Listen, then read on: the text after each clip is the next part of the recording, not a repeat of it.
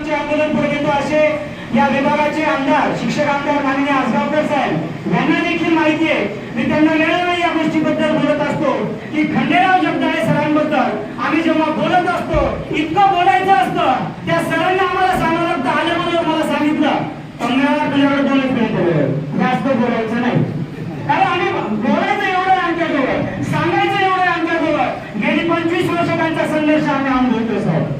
नागपूरला आम्ही वर्षावरून पायदंडी घेऊन जात होतो, पायामध्ये चपला नाही सगळ्यांनी सांगितलं, मात्र त्या पायात चपला नसताना रखरखत्या उन्हामध्ये चालताना पायाला होणाऱ्या वेदना कोणी अनुभवल्या नाही. त्या वेदना आम्ही अनुभवल्या.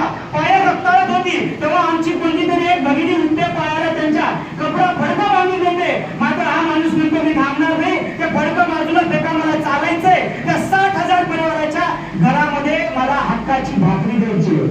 अशा नेतृत्वाचं आम्हाला नेहमीच अभिमान वाटत आहे.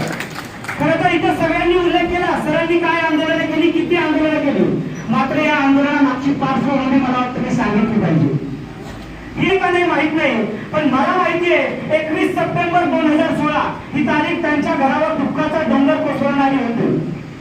सरांच्या वडिलांचं निधन झालेला दिवस 21 सप्टेंबर 2016 आणि हा माणूस वडिलांच्या चितेला अग्नी देऊन ती अग्नी शांतही होत नाही.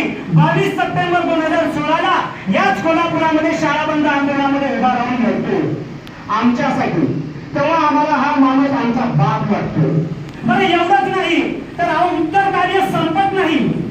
22 सप्टेंबर नंतर 13 दिवस हा माणूस घरात बसा बसला आणि 4 ऑक्टोबर 2016 उगवला. मराठवाड्याच्या औरंगाबाद मध्ये आताच छत्रपती संभाजीनगर हा माणूस तिथे येऊन उभा राहिला आणि लढाईला सुरुवात केली. ही लढाई इतिहासामध्ये अजरामर झाली. या लढाईमध्ये शिक्षकांवर अतोनात लाठीचार्ज झाला, रक्त सांडलं, अनेक जण कायमचे अपंग झाले.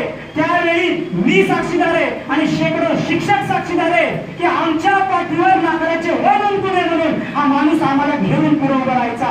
पोलिसांचा वार यांच्या पाठीवर व्हायचा. माझा हा माणूस बघायचा नाही. एकीकडे डोळ्यातून अश्रू यायचे साहेब आणि पायातून रक्त यायचं, तर हा माणूस म्हणायचा माझ्या शिक्षकावर काठी चालवू नका. हा माणूस आम्ही अनुभवला. पण एवढंच नाही, त्यानंतर या माणसाला 15 दिवस त्या आमच्या हडसूच्या जेलमध्ये काढावे लागले. म्हणजे दुःखाचा डोंगर डोक्यावर साठला आहे तरी सुद्धा हा माणूस शिक्षकांसाठी रडतोय. म्हणून आम्हाला खरंच असं वाटतं साहेब की हा माणूस आमच्या विभागात जन्माला यायला पाहिजे होता. तुमचं नशीब आहे की असं अलौकिक व्यक्तिमत्व तुमच्या विभागात जन्माला आहे. आणि बंटी साहेब खरं तर तुमच्याकडून खूप अपेक्षा आहे. तुमच्याकडून जेवढ्या अपेक्षा या महाराष्ट्रातल्या शिक्षकाला पुण्याकडून मी वेळोवेळी ही गोष्ट अनेक कार्यक्रमामधून अनेक आंदोलनामधून सांगत आलो साहेब. आम्हाला 2012 रोजी 80% पत्र मिळालं होतं आणि नंतर सरकार बदललं आणि आम्हाला डायरेक्ट सरकारने सांगितलं की 80चं आम्हाला कळत नाही, आम्हाला 20 दिसतं. 80चं 20 म्हणजे 80% होतं त्यांना 20% आणण्याचं काम एका सरकारने केलं होतं. मला नाव घ्यायचे नाहीये, पण साहेब ही गोष्ट मी तुम्हाला आवर्जून सांगणार आहे. म्हणजे होतं काय बघा की एक राजा होता, त्या राजाला त्याच्या राजकारभार चालवण्यासाठी एका प्रधानाची नियुक्ती करायची होती आणि त्या राजाने काय केलं, एक हुशार तल्लख माणूस शोधायला सुरुवात केली आणि त्याला असं कळालं की आपल्याच राज्यामध्ये एक अंध अपंग माणूस आहे जो तल्लख बुद्धीचा आहे.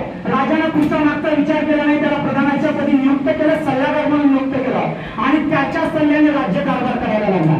बरं झालं असं की त्या राजाला एक चांगला तुंडार घोडा घ्यायचा होता. राजाने त्या आंधळ्या माणसाला सोबत घेतलं आणि तो गेला घोडा खरेदी करायला. घोडा पाहिला, राजाला आवडला. शेवटी राजाने त्या सल्लागाराला विचारलं की हा घोडा घेऊ का. त्या सल्लागाराने घोड्याला हात लावला आणि राजाला सांगितलं साहेब हा घोडा घेऊ नका. राजा हा घोडा घेऊ नका हा सल्ला त्याने दिला. राजाने त्याचा सल्ला ऐकला, ते वापस गेले. मग राजाने त्याला गेल्यावर विचारलं की का बरं हा घोडा घ्यायचा नाही म्हणून सांगितलं. तेव्हा त्या आंधळ्याने सांगितलं की त्या घोड्याच्या अंगाला जेव्हा मी हात लावला तर तेव्हा माझ्या हाताला शेणाचा वास आला.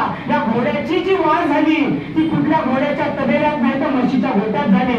असा घोडा तुमच्या राज्याला पुढे येणार नाही. या आंधळ्याच्या सल्लागाराचा हा अभ्यास बघून राजा खुश झाला आणि राजाने काय केलं साहेब, त्याला 20 किलो गहू बक्षीस दिले. किती किलो? 20 किलो गहू बक्षीस दिले. तो काहीच बोलला नाही सल्लागार. परत वेळ अशी आली राजाला स्वतःच्या मुलीसाठी जावं शोधायचं बसलं. राजाने म्हणलं सल्लागाराला चल सोबत. गेला. त्यानंतर स्वतःच्या मुलासाठी सून शोधण्यासाठी जेव्हा तो जातो त्यावेळी तिथे गेल्यानंतर पाहण्याचा कार्यक्रम होतो आणि परत आल्यानंतर राजा त्या परत सल्लागाराला विचारतो ही मुलगी आपल्यासाठी सून करावी का नाही. सल्लागार म्हणतो नको राजे, काही गरज नाही. कारण विचारलं जातो, तो सांगतो त्या मुलीच्या पायाचा जो चैनीचा आवाज आहे तो आवाजच मला सांगतो ही मुलगी जी आहे ती काही चांगली नाहीये, खानदानी नाहीये. तो राजा त्याची माहिती घेतो आणि तो निर्णय योग्य निघतो ती मुलगी तो करत नाही. आता साहेब म्हणतात तुम्ही मला इथं कथा ऐकायला बसलो का? असं नाहीये, मला एकच मिनिट मुलं माझ्याकडे. राजा खुश होतो, त्याला परत 20 किलो गहू बक्षीस देतो साहेब. आता होतं असं की राजाला कुतूहल वाटतं, आंधळ्याला एवढं कळतं कसं.